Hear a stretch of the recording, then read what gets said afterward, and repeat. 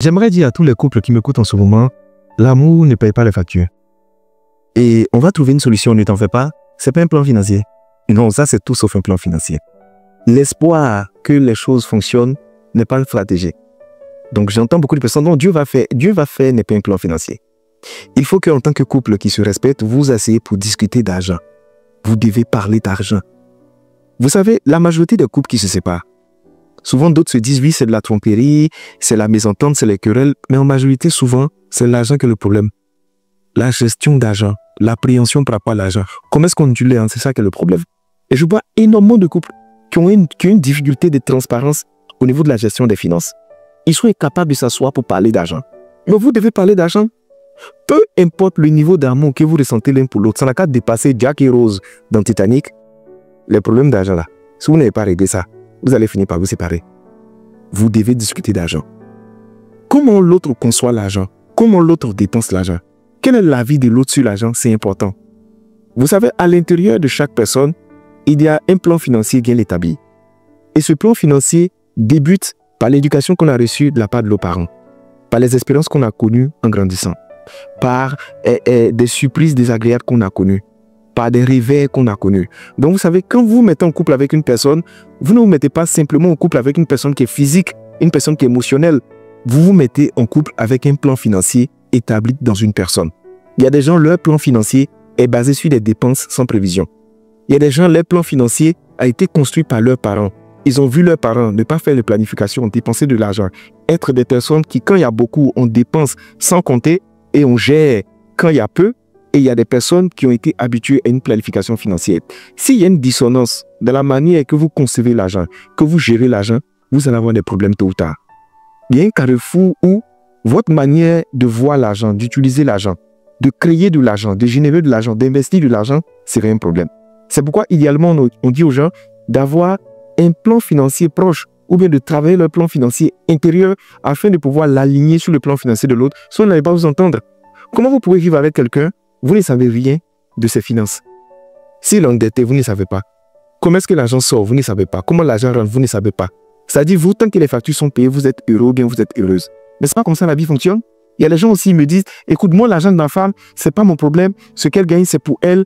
On est d'accord, ce qu'elle gagne, c'est pour elle. Il n'y a pas de problème. Mais comment elle gagne là, tu dois savoir. Où est-ce qu'elle met son argent, tu dois savoir. Parce que si vous êtes mariés ensemble, le souci financier qu'elle a peut venir impacter, influencer votre couple directement. Il y a des femmes qui sont en couple avec des hommes qui n'ont pas peur de contacter des crédits qui sont énormes, qui prennent des erreurs sur le plan financier, qui vont aller prendre tout l'argent qui est censé être investi dans le futur du couple pour aller investir ça dans leur famille, qui sont prêts à aider tout le village et à oublier leurs propres enfants. Bon, une telle personne-là, vous allez faire banane. Peu importe l'amour que vous ressentez pour la personne, c'est pourquoi asseyez-vous et discutez, planifiez votre vie. Écoute, voici notre situation financière. Et je veux dire aux hommes, arrêtez d'avoir honte de votre situation financière. Parce que c'est ensemble que vous pouvez discuter pour sortir des solutions. Et vous, les femmes, arrêtez de dénigrer et de rabaisser les hommes parce qu'ils sont dans des passes financières qui sont difficiles. Vous devez vous asseoir et vous parler en toute transparence. Voici à tel niveau financier nous sommes en ce moment. Voici à quel niveau nous devons partir. Pour y arriver, il y a des actions à poser. Voici telle action, voici le plan, voici la stratégie. À notre niveau, André, on ne peut pas trouver la solution. On va approcher des professionnels, des spécialistes qui, eux, vont venir nous appuyer pour qu'on puisse le faire. On doit avoir des économies. Il y a des couples qui n'ont aucune économie, qui n'ont aucun plan financier basé sur la création de richesses à leur niveau. Tout dépend de l'extérieur. Mais vous n'êtes pas vous en sortir parce que à chaque fois que vous avancez, les factures augmentent. Et si vos revenus n'augmentent pas, si vous n'avez pas plusieurs sources de revenus, vous allez avoir des problèmes. C'est pourquoi vous devez avoir de l'intelligence financière. Et l'intelligence financière, soit vous allez chercher les informations dans les livres, vous les lisez, soit vous approchez des professionnels qui vont réussir à vous expliquer comment est-ce que vous pouvez générer de l'argent, créer des sources de revenus qui sont diversifiées, qui sont qualitatives, et comment vous allez réussir à investir de l'argent. Il y a des hommes qui se sont levés, qui ont pris tout l'argent qui est dans leur compte, qui devait être censé la somme pour payer la scolarité des enfants, pour aller investir dans des projets qui ont échoué. Et toute la famille suivie. Il y a des gens aujourd'hui qui sont criblés de dettes, qui sont poursuivis partout parce qu'ils n'ont pas voulu dire quoi que ce soit à quelqu'un. Écoutez, il y a des hommes qui sont décédés. Et jusqu'à aujourd'hui, on ne sait pas où sont leurs biens. Ils ont acheté des maisons, ils ont acheté des parcelles, ils ont investi de l'argent. Personne ne sait. Même ton simple téléphone, ton code de tes comptes, toi seul, tu as ça. Comment tu vis comme ça? Partager les informations avec les gens. Et je vais dire aux femmes aussi, n'écoutez pas les sommes qui sont présentes pour créer des problèmes qui sont liés aux sommes qui sont là. Parce qu'on se connaît entre nous.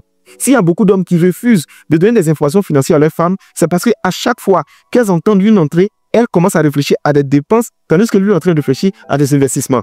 Et c'est ça qui crée des problèmes. L'homme est obligé de faire quoi? De cacher ses finances, de ne pas être transparent, pour qu'il soit à l'aise de pouvoir dépenser son argent. Après, n'oubliez pas que celui qui génère le fonds a besoin d'avoir une option de dépense sur son argent. C'est pourquoi c'est simple. Vous pouvez avoir 3 comptes. Il y a d'autres qui font ça et ça marche bien. Chacun a son compte, mais il y a un compte commun dans lequel on verse de l'argent pour des investissements et pour des projets. Mais bon, combien de couples sont capables de s'écouter et d'avoir une discipline financière qui va avec? Quand tu vis avec une femme qui est dépensive de façon impulsive, dès qu'elle a une idée, il faut qu'on dépense.